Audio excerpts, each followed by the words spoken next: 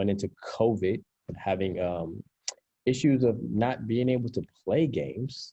I think we only played 4 games out of our 8. And so, it's just managing expectations of yourself and then of your kids. We're practicing hard.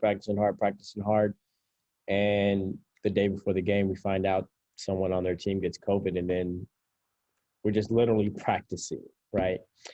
But, you practice for game day, but sometimes you just practice to practice. And truthfully, as a coach, being able to maintain that, keep them level-headed and have them understand that just because you may not be playing a game this week does not mean we slack off in practice. That just means we're better prepared for when we do play a game. And that really did go in the forefront because all of our teams, 7th grade, A, B, and 8th grade, A and B, were very, very successful this year in the games that we were allowed to play. So, and in my personal team, we averaged, I think, about beating people by 32 or something like that.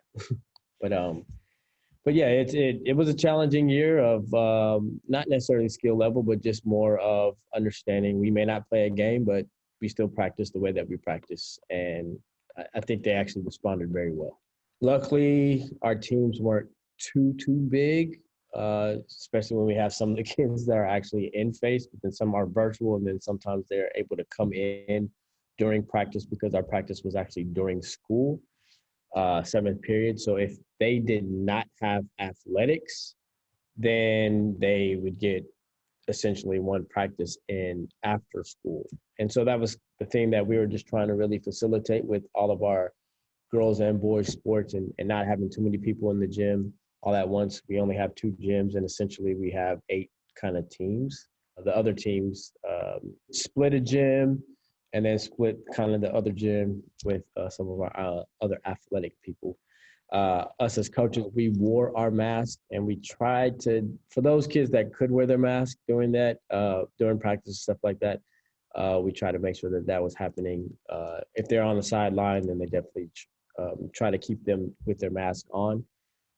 But managing that it's difficult, especially when you're running up and down the court. It's hard to breathe already, and then you got a mask on. So, and even I like to play with my teams and kind of show them what I'm looking for, and so I had to model that too.